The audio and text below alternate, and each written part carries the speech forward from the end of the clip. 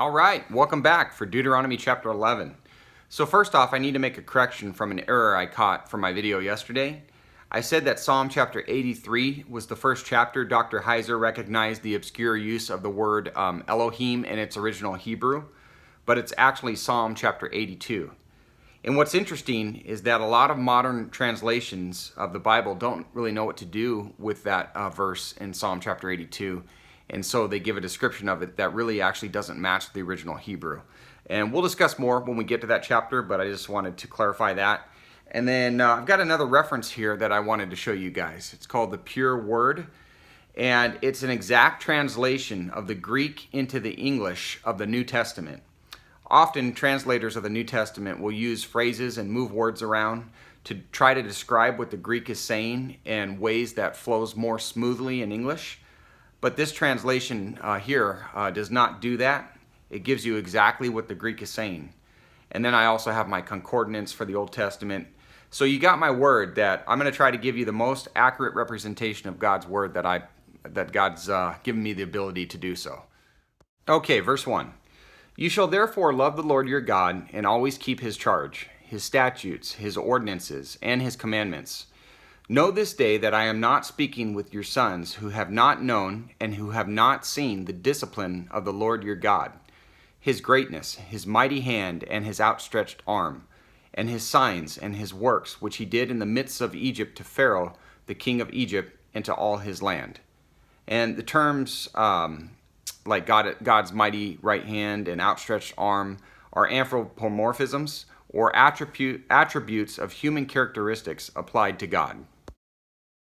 Verse 4, and what he did to Egypt's army, to its horses and its chariots, when he made the water of the Red Sea to engulf them while they were pursuing you, and the Lord completely destroyed them, and what he did to you in the wilderness until you came to this place, and what he did to Dathan and Abiram, the sons of Eliab, the son of Reuben, when the earth opened its mouth and swallowed them, their households, their tents, and every living thing that followed them, among all Israel. But your own eyes have seen all the great work of the Lord which he did. You shall therefore keep every commandment which I am commanding you today, so that you may be strong and go in and possess the land into which you are about to cross to possess it, so that you may prolong your days on the land which the Lord swore to your fathers to give to them and to their descendants, a land flowing with milk and honey. For the land into which you are entering to possess it is not like the land of Egypt from which you came, where you used to sow your seed and water it with your foot like a vegetable garden. Commentaries state that they used to drag irrigation channels with their feet. Verse 11, but the land into which you are about to cross to possess it, a land of hills and valleys, drinks water from the rain of heaven. A land for which the Lord your God cares. The eyes of the Lord your God are always on it, from the beginning even to the end of the year. It shall come about, if you listen obediently to my commandments which I am commanding you today, to love the Lord your God and to serve him with all your heart and all your soul, that he will give the rain for your land in its season, the early and late rain, that you may gather in your grain and your new wine and your oil. He will give grass in your fields for your cattle, and you will eat and be satisfied. Beware that your hearts are not deceived, and that you do not turn away and serve other gods and worship them. Another usage of the word Elohim in the Hebrew there. But we'll get there.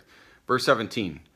Or the anger of the Lord will be kindled against you, and he will shut up the heavens so that there will be no rain, and the ground will not yield its fruit, and you will perish quickly from the good land which the Lord is giving you. You shall therefore impress these words of mine on your heart and on your soul, and you shall bind them as a sign on your hand, and they shall be as frontals on your forehead. You shall teach them to your sons, talking of them when you sit in your house, and when you walk along the road, and when you lie down, and when you rise up. You shall write them on the doorposts of your house and on your gates, so that your days and the days of your sons may be multiplied on the land which the Lord swore to your fathers to give them, as long as the heavens remain above the earth. For if you are careful to keep all this commandment which I am commanding you to do, to love the Lord your God, to walk in all his ways and hold fast to him, then the Lord will drive out all these nations from before you, and you will dispossess nations greater and mightier than you. Every place on which the sole of your foot treads shall be yours. Your border will be from the wilderness to Lebanon, and from the river Euphrates, as far as the western sea. No man will be able to stand before you. The Lord your God will lay the dread of you and the fear of you on all the land on which you set foot, as he has spoken to you. See, I am setting before you today a blessing and a curse. The blessing, if you listen to the commandments of the Lord your God, which I am commanding you today, and the curse, if you do not listen to the commandments of the Lord your God, but turn aside from the way which I am commanding you today, by following other gods which you have not known. It shall come about, when the Lord your God brings you into the land where you are entering to possess it, that you shall place the blessing on Mount Gerizim and the curse on Mount Ebal. Are they not across the Jordan, west of the way toward the sunset, in the land of the Canaanites who live in the Arabah, opposite Gilgal, beside the oaks of Moreh? For you are about to cross the Jordan to go in to possess the land which the Lord your God is giving you, and you shall possess it and live in it. And you shall be careful to do all the statutes and the judgments which I am setting before you today. Okay, guys, thank you so much. Hope to see you tomorrow. Have a great day. Take care.